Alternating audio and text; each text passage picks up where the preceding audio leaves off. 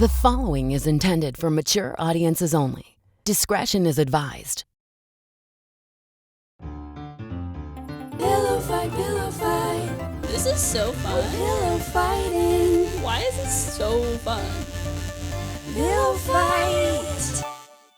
Hi everyone, it's me, Yamini. If you like Pillow Fight, please be sure to give it a follow, and if you listen on Apple Podcasts, rate and review it. That would mean the world to me. Enjoy the episode, and thank you so much for listening to Pillow Fight. If you're following me on literally any platform, you probably know just how much I poop. And let me tell you, wiping your butt raw with toilet paper does not remove all the shit that's sitting on it. Thankfully, there's now a sleek bidet attachment that clips onto your existing toilet and sprays your butt completely clean with fresh water. It's called Tushy, and it's the best thing you can do for your butt. Tushy sprays directly to your ass and removes the poop completely, so you aren't sitting on bacteria that leads to nasty things like hemorrhoids, yeast infections, UTIs, and itchy assholes. And a Tushy bidet cuts toilet paper use by 80%, so it pays for itself in just a few months. Join millions of happy Hello Tushy customers, including me, right now, and have a clean butt with every flush. Go to hellotushy.com/yams to get 10% off your order. That's hellotushy.com/YAMZ. Pillow Fight. Pillow fight, pillow fight. Is yours made of goose? We got feathers flying everywhere. Mine's made of goose. Pillow fight, pillow fight. This is so fun. Pillow fighting. Why is it so fun? Pillow fight. Today on Pillow Fight, I'm joined by Ely Kreimendahl, a queer comedian, writer, and actor based out of New York City. She's won Funny or Die's Best of the Web competition and is currently in residence at Ars Nova Theater in New York City. You can find her at Ely Kreimendahl on Twitter and Instagram. On this episode of Pillow Fight, we talk all things Grammys, propaganda, and the next frontier of tech bros. Fuck. Marry? Kill. Fuck, marry, kill. I had a tiny little fuck, marry, kill before the main one. Moderna, Pfizer, and Johnson & Johnson. Ooh, okay. Well, I think my impulse, I love like a scrappy underdog, so I guess I would fuck Johnson & Johnson, just because I feel like everyone's like thinking that they don't measure up, and I'm just like, they're going to work really hard to overcompensate for that, you know? Mm-hmm. I got the Pfizer, so I guess I'm married to the Pfizer. I guess I'm going to go the Moderna, but I have heard it has really bad side effects after, but I love Dolly. I would also fuck Johnson & Johnson just because it's a one and done. It's like a hit it and quit it, you know? Like you don't need to like invest in the future in that vaccine. It's just kind of like once. It's like one appointment and you're out, goodbye, done. And it's like, you know, it's a tiny bit riskier, but it's like still... You know, it's fine. It's good. It's good to do it. So that's why I would fuck Johnson & Johnson. I would marry Moderna just because I don't know why. I just get like, it just feels way more glamorous to me. And I think the name Pfizer, also, I just have such an association of Pfizer with like pharma, which like, I guess Moderna's also, they're all big pharma, but just like the Pfizer name to me, it just screams big pharma. So I'm like turned off by it.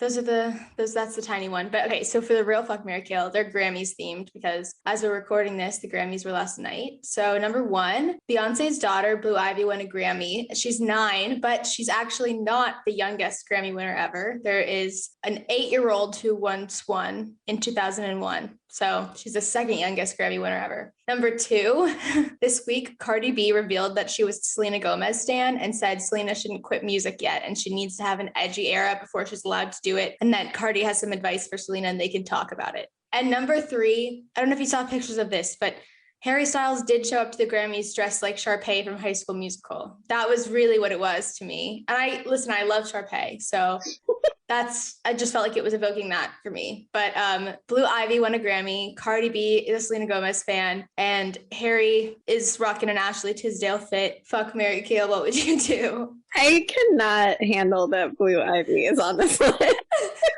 I love her so much, and also she's like 2 years old.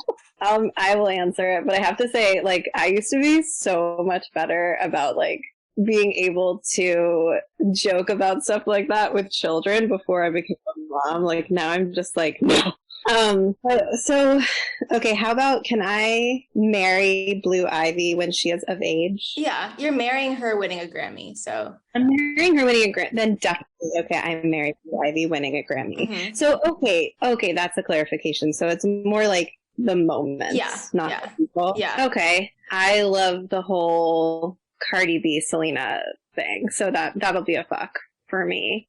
And then I don't give a fuck about Harry Styles. Kill. I would do the same three things as you. I do like Harry Styles, but I think that we really let it get to his head as a society that like people were like, oh, like androgynous king. So now he's not fashionable anymore. It used to be that he would like actually really style himself with these like interesting clothes. Now he's like walks into the women's section of a store, finds the first thing he sees, grabs it, like walks into the men's section, takes another thing, just throws it on his body, and it's like not fashionable. And I think that we've let him get away with too much now, and we need to start like we need to rein it back in. So I think that's the like fuzzy scarf thing that he wore, I was like, let's leave that in 2008. I don't think we need that anymore. 100%. It's time for more standards. I liked the thing that he wore when he was performing. It was like a leather coat, but not what he wore on the red carpet. I would also fuck the Cardi B standing Selena Gomez thing because I love to see women supporting each other. It's fun. And I also just love the idea that Cardi B is a Selena Gomez fan, just because Selena Gomez to me is like a Disney girl and Cardi B is like WAP. You know, like they're just so different in my mind. And also just like the idea that she's gonna like mentor Selena Gomez through her edgy era. I feel like that's just so fun, and I'm excited. I want them to collab on something. Like I'm excited. I think Selena Gomez is a much better actress than musician, but maybe Cardi B can bring out a side of her that we haven't seen before. And I feel like Cardi B could bring out a side of anyone that we haven't seen before. mm-hmm. She's so powerful. I'm excited to see how that turns out. Yeah. And then I would also marry Blue Ivy winning a Grammy because, you know, that's like success. It's stability. It's like she's 9 and she's already doing this. You know, it's like my life is set. And you know, her being the second youngest Mm-hmm. Grammy winner, not the youngest, that means like she doesn't have too big of an ego, you know, about it. She's got a good head on her shoulders, I think, you know. Then I cannot imagine the pressure of your parents being Jay-Z and Beyonce. Yeah, and Beyonce just won has the record for the most Grammys held by a female artist. So it's crazy. That is crazy. I was thinking about how like Kim and Kanye are like kind of a Beyonce and Jay-Z. They were like in the same sort of like class of power couple, and now they're like crashing down. Like I was reading an article about how he totally won't speak to her. He's like run away to the woods and won't speak to her. I feel bad for those kids. Me too. Oh yeah. Yeah. That's a tall order. That's like, yeah, sometimes when you look at situations like that and you're like, okay, like never having to worry about money, but then also having to have this be like your world and legacy and having to navigate all of the bullshit that goes along with it. It's like, no. There's a certain threshold where like a certain amount of money is like helps you. And then at a certain point, once you get to a certain point of like exposure, falls down the bell curve again. Like, I don't know. And I also feel bad. I always talk about this. Every episode that comes out, I talk about how I have a soft spot for Kim Kardashian. Like I think that if she wasn't famous and wasn't that wealthy, like she probably would be like a chill person. Like I don't know. I like that she's doing this work to like, you know, help equip people and stuff like that. But I just feel like she's trying so hard also. And I feel like she is like a good mom. And I just feel like she's probably trying so hard and just nothing's working. And I feel if I was her, I would have had like a huge public meltdown by now. But, you know. Yeah, she has kept it kind of classy. Yeah, I feel like she supports him. Well, and he's like mentally ill and, you know, it's like, I don't know that he's like a bad person. Like it's not about that, you know. I like a compassionate lens on Kim Kardashian. I think that's nice. Can I tell you some gossip? Yes, always. That you just reminded me of, which I'm not going to name names. Okay. But I'm still so aghast and shocked about it. A girl who was in I forget which, but UCB 101 or 201 improv class. Mm-hmm. I found out later from becoming Insta friends that she's like, she must be an heiress of sorts or something, but she's been posting stories of taking private planes to like fucking who knows where all through the pandemic. And I found out through when I'm addicted to like looking at her stories. I just cannot stop. Sometimes I go on Instagram just to look at her stories. And she calls did you know that people call private jets PJs? I actually did know this, but from watching some TV show with like rich people, but I've heard it like once or twice. Yeah, I did not. That blew my mind. Like it was like mid-pandemic and there was a post of her on a private jet and the caption was like, living my best life on the PJ. I was like, okay, I am fascinated by you and also I despise you. Where was she going? I don't know. Like a lot of the pictures look tropical. I'm like, the thing is, if you're going to be traveling during the pandemic, every place you go should be very different. You should cover a variety of bases. You shouldn't be going to like Cancun and also Miami and also, you know, the Maldives and also like you should go ski. You should go skiing and then you should go swimming and then you should go to the desert. It's unnecessary to, if you're going to put that much into travel. I feel like folks who might be inclined to take PJs during the pandemic, like, don't care about having a full, holistically enriching experience. Like, they probably just want margs on the beach to be delivered to them. Totally. I'm imagining some situation where someone's like, oh, like, join me in the PJ. And I would be like, that's a little fast. Like, we're gonna hop in your clothes together. Like, oh, yeah. It's like you take a leg and I take a leg. Oh, okay. That is 100% what I would read that as a text until I started following this person on Instagram. No, there's a lot of people I went to college with who are like that, and they're all over the place. And I don't know, there's certain celebrities where I think there's a running joke about them being everywhere, but it's like at this point, what are you going to do about it? Like Dua Lipa, all over the world. She's been all over the world. And then she performed at the Grammys. And I'm like, did you get a COVID test? Are you infecting everyone there? Well, probably vaccinated. I mean, don't you think all of the celebrities are vaccinated? I think so, probably. Like, I watched the Emmys and, like, everyone was, like, with their quarantine pod being very safe. But it was, like, 30 people. Like, not everyone, but a lot of people. And I feel like they all just got, like, celebrity access vaccines. Probably. That's what America. That's how we are. Just like how Pence got it in the first week. Fucking Pence. Oh my God, I feel hot rage. I wonder what he's doing right now. His little beady eyes. No, he's just he drips pompousness, like pomposity every time he. Yeah. To me, it feels like a robot that wasn't fully programmed. Like somebody didn't finish programming him, so he has no soul. I heard that he's starting a podcast too.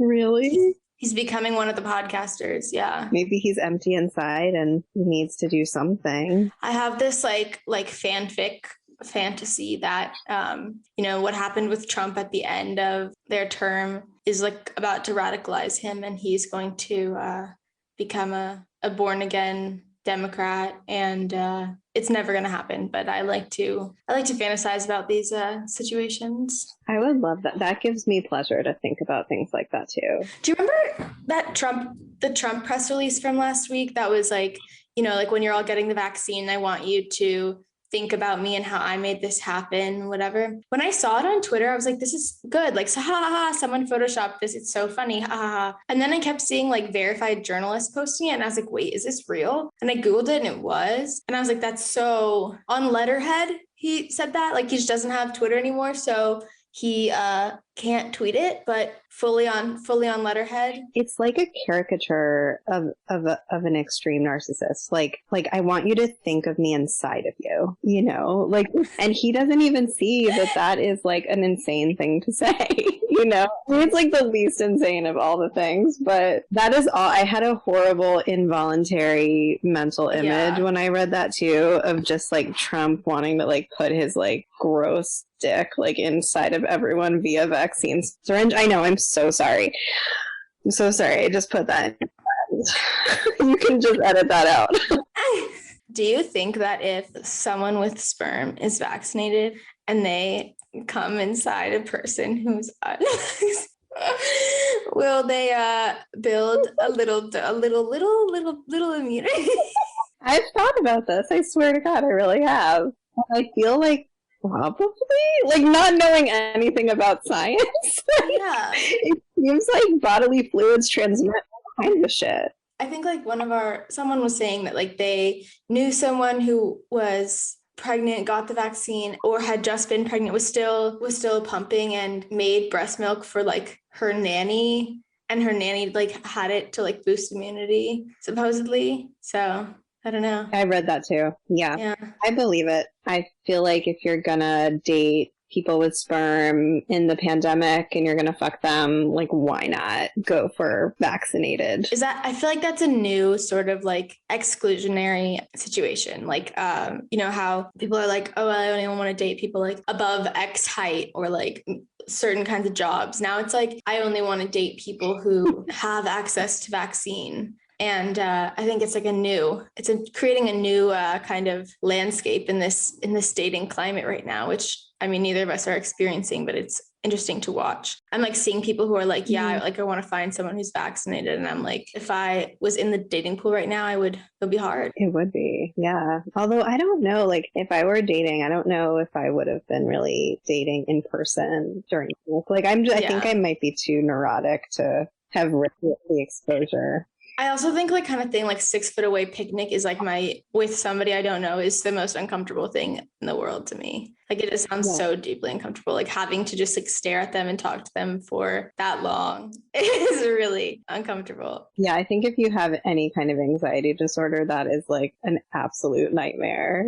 Yeah. I mean, I found dating to just be so stressful and nightmarish anyway. So if you add like masks and distance, it's just like, why? Like you can just mess. It's weird because I feel like I know a lot of people who have like found partners on dating apps in the pandemic, and it's really wild. I guess like in some ways it like forces you to get serious fast, because you're like, if we're going to actually touch each other, then we probably shouldn't be touching other people for everyone's safety. So yeah, I've also been thinking like the world is starting to go back to normal soon because we're all getting the vaccine. I'm like, I don't know if I'm ready for it. Like, I don't know if I'll be prepared.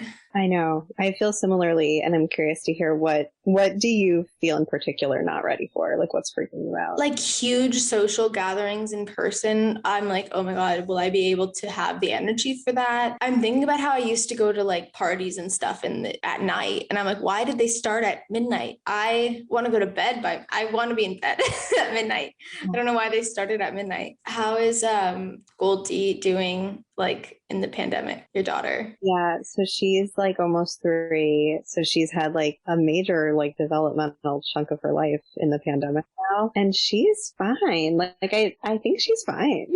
Yeah. I think she's not at the worst age for it, because she's not like I feel the most for kind of elementary and junior high and high school kids. That just sounds fucking terrible. Mm-hmm. But she's with us a lot. Like she loves to be with us. And also she's been in daycare now since December. Like she was home with us without seeing other kids from like the pandemic's beginning till December. And I think that was the hardest for her. But now she's like, she's at daycare vibing, having a time. Yeah. That's good. I feel like she would be the star of daycare.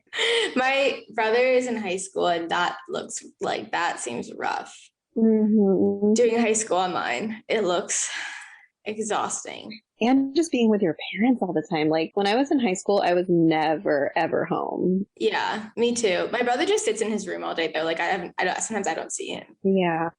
Like he just is locked away in his room all day long. So I have no motivation to get out of bed now, because I'm like, I can take, even if I have an early morning like call, I can take it from bed. Like nobody will, have a problem with it. But it's like, I need to start getting out and doing things. I feel a little bit nervous about, like, not nervous, just I have some excitement, but also it's coupled with some dread about live comedy, because I love it so much, but also I've gotten really accommodated to like doing it with like a blanket on my lap and only having to look nice on the top, and then like not having a commute to like go anywhere, get home really late. I'm also like old. Like I feel like, oh my God, like it's going to be like waiting to go up, and it's late as fuck, and it'll be good. I'm also like, oh man, there is something nice about it all being comfort of your bed. Yeah, I've gotten so used to also just reading my set from my computer. Me too. And it's like I have to memorize it again. Oh no. Like, oh no. I was just thinking that yesterday because I did a show yesterday with Jackie Cation's show, which I have to say was so fun. It was like the sweetest Zoom show. I highly recommend watching. I think she's doing it every Sunday. But I like wrote a bunch of new jokes right before, and then I was like, this is great. Like, I'm just going to write them in my like Google Doc. Yeah, and then I remembered that those days are numbered, and like being a book is like a thing. And Yeah, I truly read word for word from a Google Doc sometimes. And I think I'm just really good at making it seem like lively, so it works. But I don't know. And also it's like I've been doing in the pandemic more than 5 minutes on Zoom and stuff like that. But it's like I don't know about memorizing a 10-minute set. It's scary. That's scary. That's a really scary thought. And I don't know about it, but I'm sure it'll be fine. It'll be fine. But I was making a front-facing video and it was 1 minute long, and I was stressing so much about memorizing the 1 minute of content. And I was like, oh my gosh, my brain is so fried. It's like gone. Are you not used to it anymore, or did you not do a lot of theater where you had to memorize stuff? Because I know you did improv. I did a lot of theater and I was good at memorizing things, but now I'm just not used to it. Like, it's been a while. Yeah, totally. Yeah, I feel similarly. Right before the pandemic, I did this character show where it was like a solo character piece, and it was like 13 minutes long. And I thought about the other day, and I was like, oh, well, that's just impossible, you know? Whoa. What character was it? This is really silly character. Her name was Magpie, and she was like a 7th grader who was sort of bullied, but was precocious and just kind of is doing this assembly and kind of takes everybody down and freaks out and then reels back in. It's just fun to do. That's cute. I did a little character show right before COVID started too. Yeah, it's definitely weird. I think I've just gotten really used to the internet also, and I don't think like when the world becomes normal, I don't know if I'll have as much time to like invest in putting into the internet. I guess I'm just like, while it's happening, but I don't know. Do you like working from home, or is it? I feel really mixed about it because in a way I like it. I kind of liked my little routine and I also didn't work in a normal office. Like, I just kind of rented a little space and had it all days a week. And so it was not like, I can't imagine, like, I haven't had a 9 to 5 where I have to like show up to an office 5 days a week in years. So I kind of miss it. I miss getting like my little snacks at like Midtown bakeries and then eating them in my quiet office. But yeah. The act of going somewhere to do something is very, like, it puts you in the right mindset. Like, now I'm just like, I'm working. At any moment I could just jump in my bed and no one would stop me. And that's really dangerous. Oh my God. I can't even imagine. If I didn't have a kid, I would be spending like 80% more of my time in bed. I feel entirely confident about that. She's like a cock block for my bed. Your kid is a cock block for your bed. That's so funny. That's really funny. Would you rather, would you rather, would you rather? Let's play a game of Would You Rather. Okay, so as I mentioned earlier, as of this past week's Grammys, Beyonce holds the record for the most Grammys earned by a female artist. I want to know if you would rather have the world record for whatever award of your choosing that you would like to have, so Emmys, Tonys, Grammys, Oscars, whatever, or never have to work again, but like you're financially taken care of for the rest of your life. I guess never have to work again, but be financially free, because I don't think the awards matter to me all that much. Yeah. Well, I feel like this is maybe a boring answer, but like what sounds so appealing to me about that is to continue like making art and comedy stuff, but not having to worry about the tie to money. Sounds so liberating. And that's like all I would do. I would just make whatever I want and not worry about it. I think I would do the same thing for that exact same reason. Like, I think winning awards means that you have to be like tethered to some sort of like industry standard to do well. Yeah. Like continue doing well. But if I just never had to work in, first of all, I just hate working. I think that's, I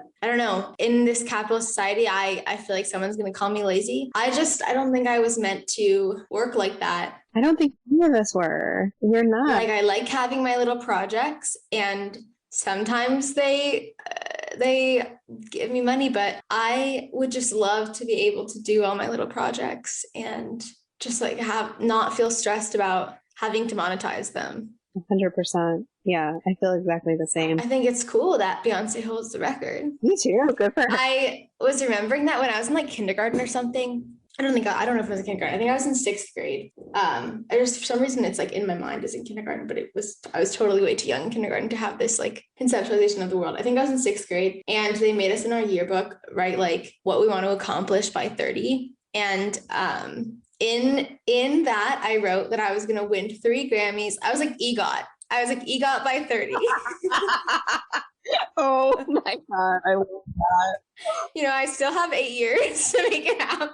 You can do it. I believe in you.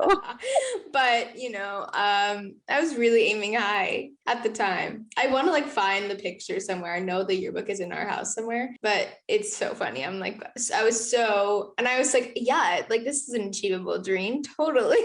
I think that says so much delightful stuff about who you were as a child.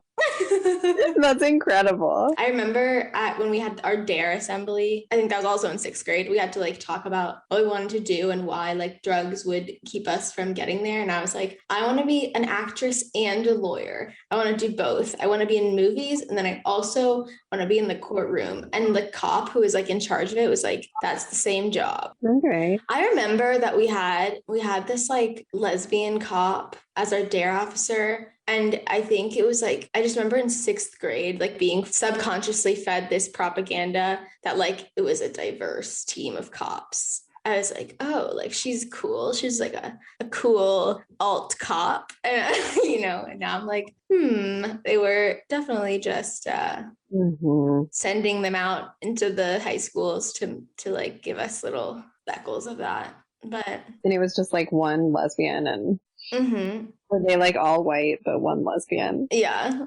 Like she was like a very stereotypical like white lesbian cop, you know, like you can imagine. Did you ever watch the TV show The Fosters? I don't know why you would have, but maybe. No, but it's not such a random question. So many people seem to think I should watch that. In a lot of ways, it was a really groundbreaking show. It was like a YA show basically, but it was about this like interracial lesbian couple who would adopt and foster like various kids, and like they have their own ties to it, whatever. And then, you know, like some of the kids they have their own issues, and so talks about foster care a lot, and talks about mental health. And I think it was one of the first shows where I saw like a trans character portrayed by a trans actor. But one of the moms is like classic white lesbian cop, and it just drives me nuts. Like it's almost so like just so progressive, and then that is like really and her copness like saves a lot of situations. Like she's able to intervene in a bunch of things because she's a cop. Propaganda. Propaganda for sure. Propaganda. And her ex-husband was also a cop. I think he's like, we're less sympathetic to him, but he's also like one of the good cops. And they have a son. Who's a pianist. I don't think we need any more shows about good cops or even featuring good cops. There's so many shows about cops, and I'm just like, this doesn't seem fun to me. I want a show. If we're going to do a workplace sort of show, I want a show about the people who are like cleaning up celebrity scandals. Like I want like Azalea Banks's PR person. I want like that. You need to write that show. Because I just feel like it's like Scandal, but like entertainment. That's what I was just thinking, which is if anything could make Scandal better, that would be it. I think that it's going to happen. Okay, listeners, don't steal my idea. If you collaborate, I am with you. Yes, you can sign on as a consultant. I need to find someone in PR to give me to do some research. Totally. People have been talking about NFTs for the past few weeks, and I have like no idea what they are. They're non-fungible tokens, which like I don't know what that means, but like I Googled it, and basically they are a Bitcoin situation that is like people can buy the original copy of digital art and have like the rights to the original. But like what I'm gathering from that is that what it means is that like someone could take a screenshot of my tweet and then like claim the rights to that like the picture of my tweet. What? So I don't really understand it. Like I can't really wrap my head around it. It's too like, it's like Bitcoin. I don't get it. It's like I can't touch it. If I can't touch it, it just doesn't exist to me. Or if I can't see like my bank account statement, it doesn't exist to me. I had to have this situation explained to me multiple times and I still don't get it. But this is like reminding me, this is the kind of thing that like a tech bro would mansplain to me. And I just like, I wonder if you would rather have to spend an hour every week listening to some tech bro mansplain something like this to you, or have teenagers make fun of your outfit every time you go outside every day. That is a ghastly question. God. Okay. Here, can I ask a follow-up question? Yes. How long do the teenagers make fun of me?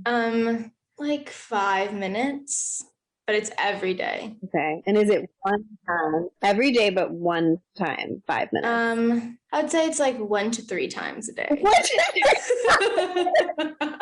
This is an impossible question. I hate it so much. Tech Bro is 1 hour a week. But it's like a full uninterrupted hour. Yeah. Oh my God, I guess I have to pick the teenagers, but I'm not happy about it. I think I would pick the tech bro thing because it is just 1 hour a week. And so I just dedicate it and then it's done with. Like it's over with.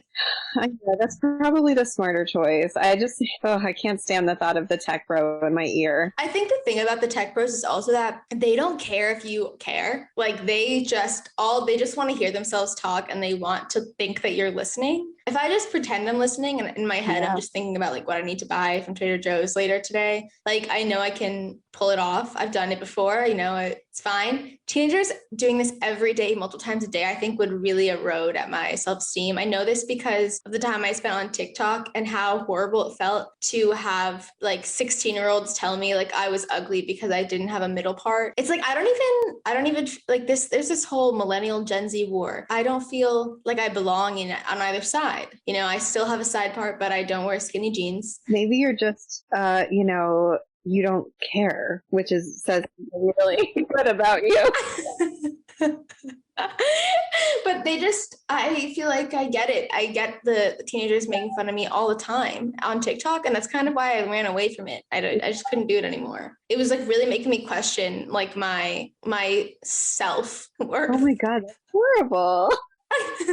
I feel like, yeah, it would probably be devastating and I would regret my choice. But I think that the only positive I can imagine is like if it would keep me on my toes to make sure I don't devolve into sort of like horrible, like middle-aged mom fashion. Like maybe I would continually evaluate my choices and make better ones. I think that if Harry Styles had teenagers making fun of his outfit every day, he wouldn't have shown up dressed like Sharpay to the Grammys. I agree. Truth or dare? Truth or dare? Ellie, truth or dare? The truth. What was the most recent thing where like Goldie asked you about something and you gave her a lie as the answer to? Okay, well, this is one that haunts me constantly, which is that when I drop her off at school, she's like, you come back, right? Because grown-ups always come back. And I'm like, yes, grown-ups always come back. And then every time I drive away, I'm like, unless they die! And then I feel so bad that I think about if I died and like how traumatizing that would be. Not just because I was dead, but because I told her grown-ups would come back.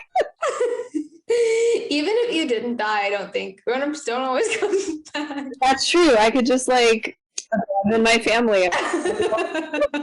Hopefully that's not something she has to deal with for a long time. Oh my God, I hope not. That's one of the worst parts of having kids is thinking about like if you die. Like I used to worry about if people I loved died and I would obsess about it. Like I have OCD and I would just that's an obsession I focus on. Now I focus about me dying, not because of me really, because it's like I've always like if I die it's kind of sad, but not for me, It's more just like the thought of her having to deal with that is just the worst.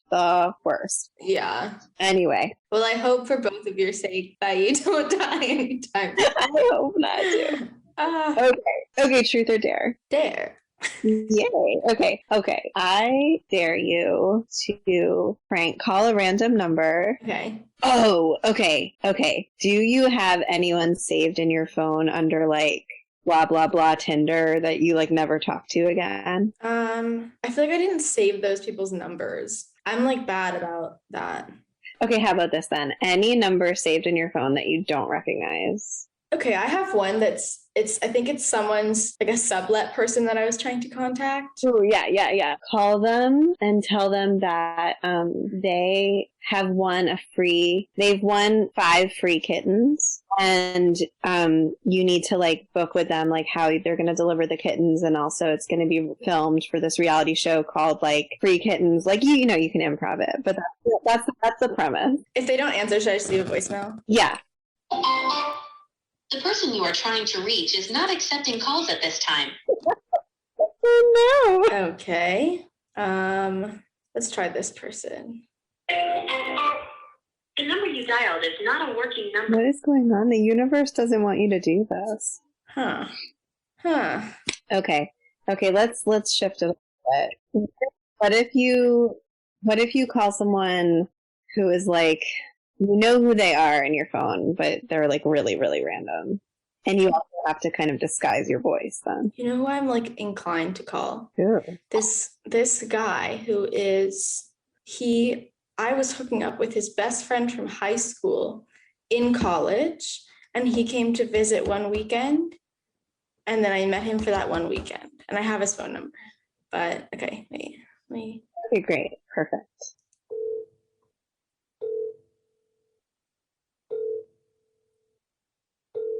Your call has been forwarded to an automatic voice message system. Is not available. At the tone, please record your message. When you have finished recording, you may hang up or press 1 for more options. Hi.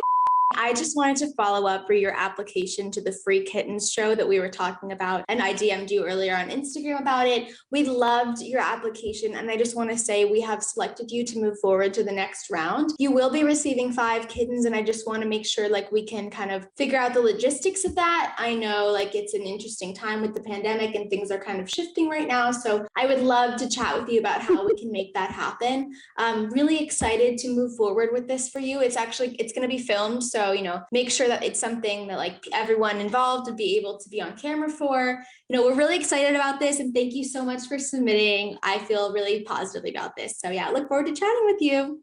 Yay. That was so great. I wish that I had heightened it with like 50 kittens. But that was amazing. Yeah.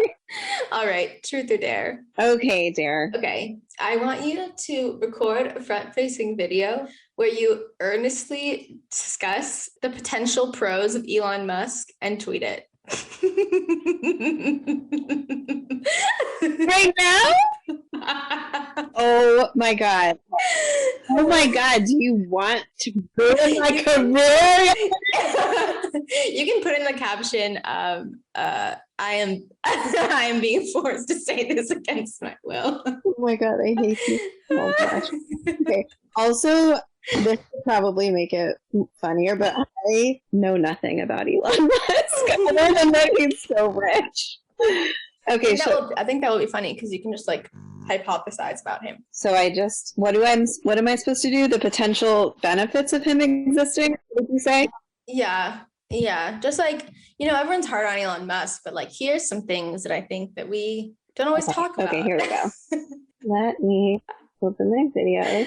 Hey guys. So everyone is so hard on Elon Musk, but I think that he's really getting the short end of the stick in terms of the value that he adds to contemporary society, including that he would taste so good with jam, all kinds of jam. He also donates to worthy causes all the time, like, I don't know, like, my pussy.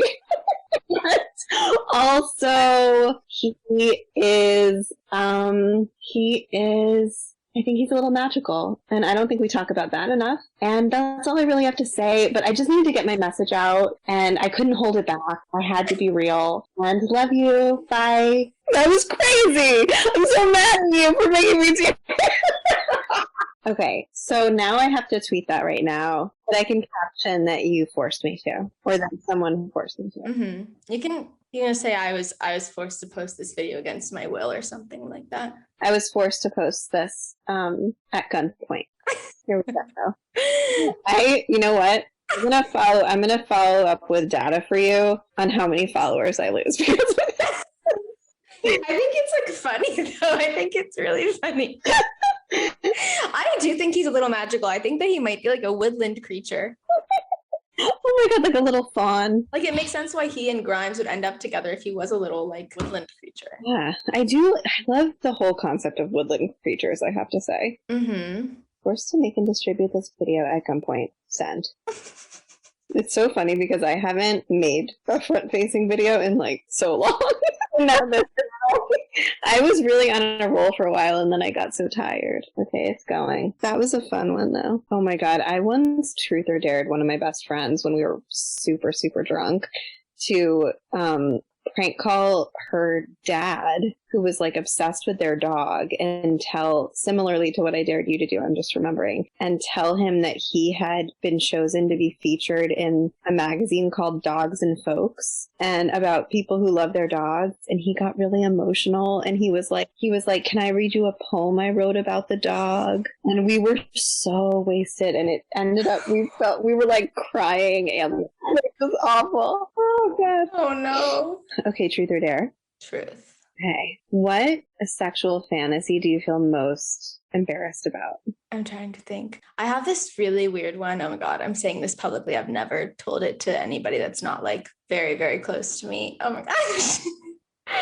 I guess I have to say it. I don't know like what the fantasy around it is, but something to me, I always get really aroused watching videos of people getting extreme haircuts. I think there is something to it about like the hairdresser having like complete, like it's a power dynamic thing sort of. I don't really want that done to me. You just watching it done to other people. Because I'm like, I like my hair, don't mess with it. But I think the concept, yeah, maybe I wear a wig and do it. Yeah, or it's also okay to just like be into watching that. I get that. Yeah, it's really odd. I don't know how I discovered it. I like just kind of, I don't know, one day just happened upon it. You were just watching like a reality show and then you were like, yeah, I feel the tingles of yeah, I was kind of embarrassed about it because people are just like, what? How do you feel now that you've shared that so publicly? It feels like when I'm in therapy and I have a revelation that is like really uncomfortable to confront, and I just am smiling through. I'm like, yeah, yay, yeah, that's how it feels. But yeah, out there now. All right, I'm scared for like the reply guys who are gonna try to send me those videos now. Oh no, you know, but it's okay. They probably won't make it to the end of the episode because they probably just I don't even know if those people care about me like that, but you know. No, you're just a face and a body for them. Okay, truth or dare? Okay, so I'll do truth too. Okay. What was your first job like, and what was it? And like, tell me about the first job you ever had. I think it was being a lifeguard at the community pool, which was in the suburbs of Chicago as a teenager. And it was kind of great because there was this behind the scenes sort of like, there was like a whole social world to the lifeguards. And actually, like, whenever I think of that job, I think about how I had this like romance with, there was just for so long all of this sexual tension between me and the manager of the pool, who was like 20, and I think I was like, at this point I was probably like 17. And it's significant to me because he was one of the only cis guys I have ever felt like legitimately like so hot for. Like he was just so hot. And I was so into him, and it just made that job amazing because every day I got to go in and like be around Charlie. Having a work crush makes it more bearable for sure. It was so much, it was great. And then I ended up pretending that he went to school at Indiana University, and I ended up pretending I was going to visit Indiana University, lied to my parents, said I was staying with someone from like our temple, like this girl Deborah. I arranged it with Deborah, and then I met Deborah at her dorm, and then I was like, actually, I'm staying with this guy, Charlie. And then I left.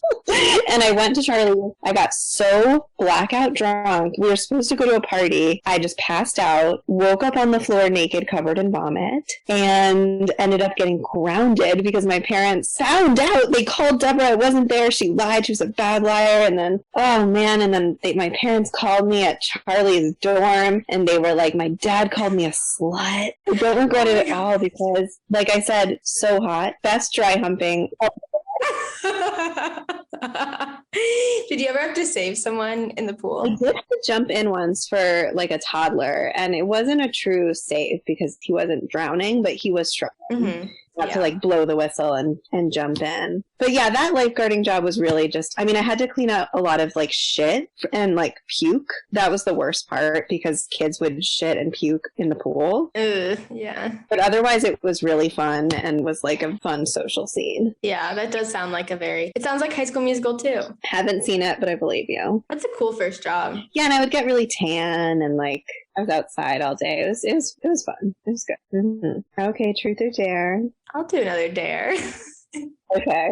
Let's see. Is anyone at your house right now? Okay. Yeah, my family is home. Yeah. What if you go out and tell your family that, and you have to secretly like record it, okay, and then post it on Twitter. But you have to go.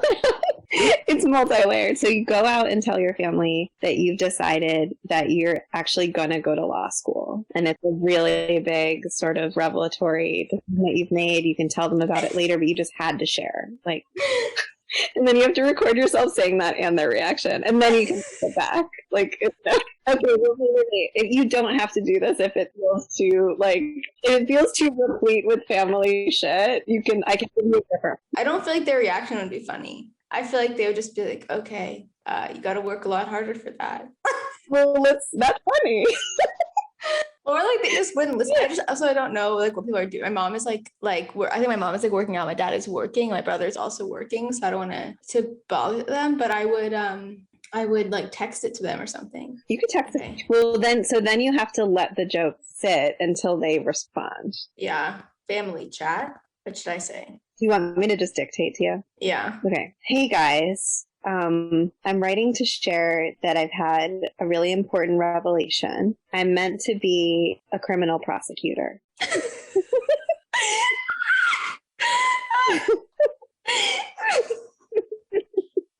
I was attending. Here's a good one. Okay. I've secretly applied to Yale Law and was just accepted. And I can't wait for you to help me start my new life in New Haven in the fall. Oh my God, I'm so excited. Oh my God. Okay. Ready, set. Oh my God, I love it so much. Do you think they're gonna know? Do they know about your show and that you do Truth or Dares? Yeah, because once I've had to bring my mom on. Like Rishi asked to meet my mom live on air. That was the dare. Oh, me, so yeah. She knows. I also had to once call my brother and ask him if he had a current crush. But I don't know if my dad will know. And my dad he said, huh?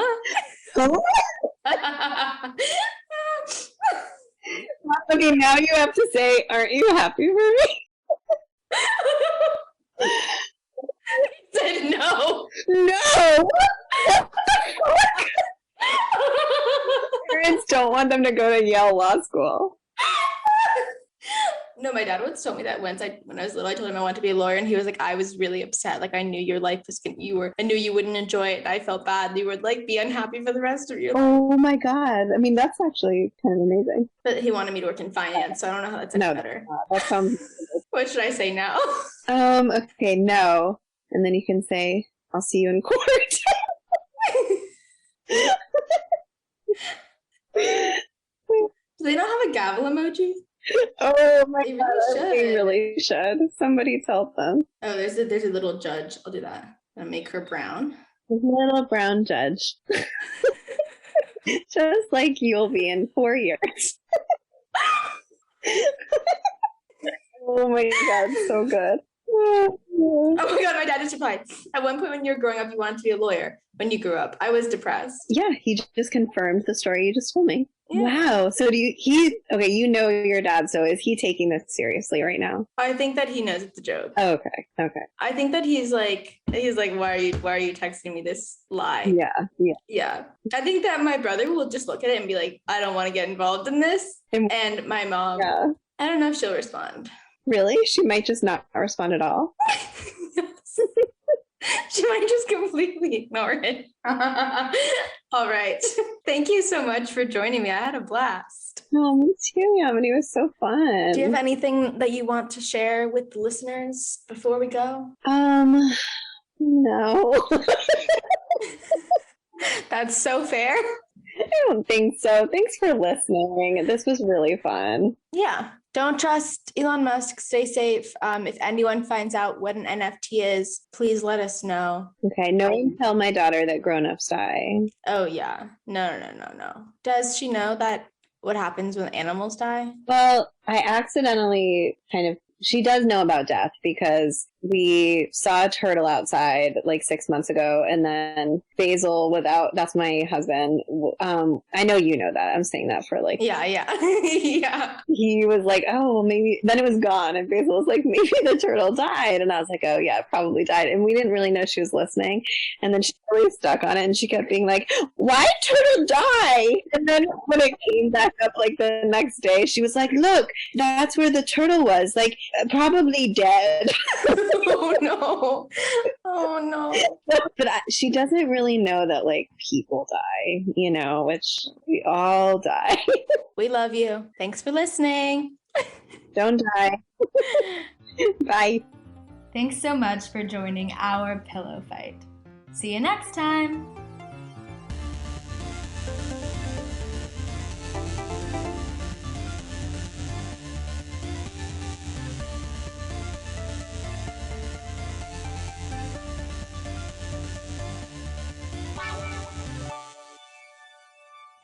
Pillow Fight is a production by me, Yamini Nambimadom, with music by Greer Baxter.